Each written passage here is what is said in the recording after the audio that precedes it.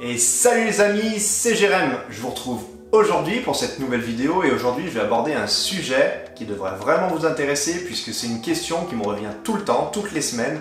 C'est quel poids je dois utiliser pour m'entraîner?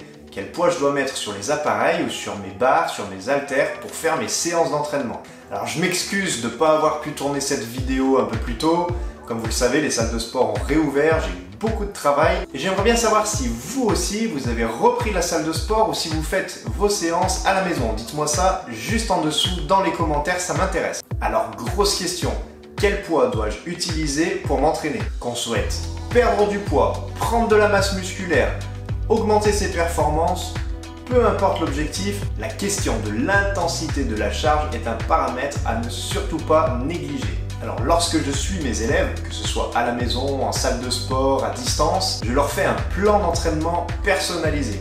Sur ce plan d'entraînement, ils ont tous les paramètres à respecter pour atteindre leurs objectifs. Que ce soit le nombre de répétitions, le temps sous tension musculaire, le temps de récupération, le nombre d'exercices, l'exercice en question, tous les paramètres sont abordés, sauf celui de la charge. Et du coup, on me pose régulièrement la question de savoir quel poids on doit utiliser pour faire sa séance. Ce qu'il faut comprendre, c'est que si vous avez un objectif bien précis, il va falloir mettre en place un plan d'entraînement bien précis. Il y a des plans d'entraînement qui vont travailler le volume musculaire, on appelle ça l'hypertrophie sarcoplasmique. Il y a des programmes d'entraînement qui vont travailler la densité musculaire, on appelle ça l'hypertrophie myofibrillaire. Il y a des programmes qui vont travailler sur la perte de poids, des programmes qui vont travailler la puissance, la résistance, la force. Suivant les objectifs que vous avez, on va vous diriger vers une méthode plutôt qu'une autre. Et pour chacun de ces items, il existe des centaines de méthodes d'entraînement et le but, ça va être de l'adapter à vous. Donc on met en place tous les principes d'entraînement. Une fois que tous ces paramètres sont mis en place, on adapte la charge. Si dans mon programme, on me demande par exemple de faire 12 répétitions avec une vitesse de 1 seconde pour la montée et 1 seconde pour la descendre, je vais donc avoir une tension musculaire qui va durer 24 secondes. Eh bien, je dois mettre le plus lourd possible pour faire ces 12 répétitions. Donc, je charge ma barre, je me place sur l'exercice et je commence ma série. Lorsque j'arrive à 12, si je suis capable de continuer, c'est que la charge est trop légère. Et à ce moment-là, je continue, je ne m'arrête pas. J'arrive à 12, je fais 13, 14, 15, jusqu'à ce que la barre ne monte plus. Une fois que la barre ne monte plus, je la repose, je prends ma récupération et je charge un peu plus la barre pour la série suivante. À la série suivante, je recommence. J'arrive à 12, si ça monte encore, je continue. 13, 14 et je pose ma barre. Et on adapte comme ça au fur et à mesure. Et le but, c'est d'arriver à saturation, d'arriver vraiment à 12 répétitions maximum. Donc sur les premières séances d'un programme, ça peut prendre un peu de temps avant d'arriver à trouver vraiment la charge idéale. Mais après, par la suite, vous aurez une base de travail et vous trouverez votre charge beaucoup plus rapidement. Si à l'inverse, je ne parviens pas à faire les 12 répétitions, admettons que je bloque à 10 répétitions, c'est que la charge est trop lourde pour pouvoir faire mes 12 répétitions, donc il faut que je décharge un petit peu ma barre. À la fin d'une série, vous devez être au bout de votre vie. Vous devez vraiment avoir tout donné. C'est normalement pas possible juste après la série de pouvoir rigoler, discuter ou aller sur son portable. Normalement, t'es en PLS. Et donc ça, c'est valable sur n'importe quel exercice, pour n'importe quel groupe musculaire et pour n'importe quel objectif. Que l'on doit faire 8 répétitions, 12 répétitions, 25 répétitions, vous ne devez pas être capable de faire plus que ce qu'on vous demande. Donc il faut vraiment mettre un maximum d'intensité sur chaque série. Bien sûr, il faut que votre programme d'entraînement soit adapté à vous. Si vous travaillez pas dans la bonne filière énergétique, vous n'aurez pas les résultats que vous recherchez. Et moi, l'erreur, je la vois tous les jours.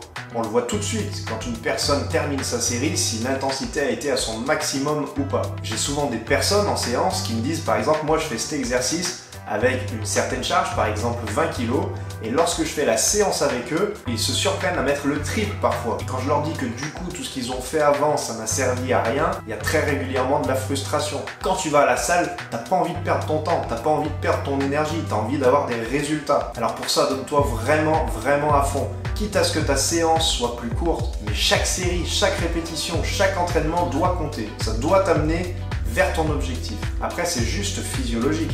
Suivant comment on stimule son muscle, quel temps il va rester sous tension, à quelle vitesse vous allez développer votre charge, combien de séries vous allez lui faire répéter, quel temps de récupération vous allez lui accorder. Tous ces facteurs vont déclencher chez vous une réaction physiologique qui va vous amener vers votre objectif. Donc c'est quand même super dommage d'avoir un entraînement bien carré, une alimentation parfaite et finalement pas avoir les résultats que vous recherchez parce qu'il y a un petit paramètre qui ne va pas. Alors attention, je ne suis pas en train de vous dire de faire de la force. Une charge est considérée lourde pour le corps quand on n'est pas capable de la porter plus de 6 fois. Donc si vous mettez le plus lourd possible pour faire 12, ce ne sera pas lourd en vérité, mais ce sera lourd pour faire 12. Sur un même exercice, si je vous demande de faire 25 répétitions, il faudra mettre le plus lourd possible pour faire 25 répétitions.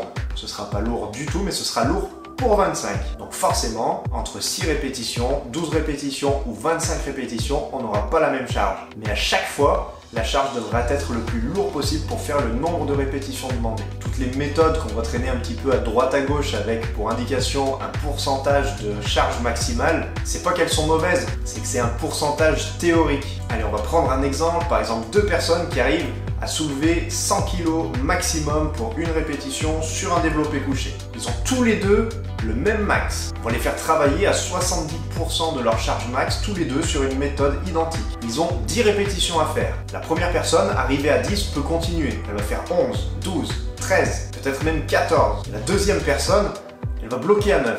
Et pourtant, ils ont tous les deux le même max. Et bien, c'est pas parce que la force de ces deux individus est développée de la même manière, que leur intensité nerveuse pour une répétition est identique, qu'ils vont avoir toutes les autres qualités physiques au même niveau. Donc la résistance, la puissance, l'endurance musculaire, tous ces paramètres ne seront pas forcément au même niveau. C'est pour ça que pour moi, travailler en pourcentage, c'est une grosse perte de temps et bien souvent, c'est pas adapté. Alors cette vidéo était assez courte, mais il me paraissait important d'aborder le sujet et j'espère vraiment que pour les personnes qui se sont reconnues un petit peu, ça pourra vraiment les aider. Prochaine vidéo, petite surprise avec mon partenaire. Je dis ça, je dis rien, vous verrez bien. Abonnez-vous pour ne rien manquer et surtout, gardez la pêche.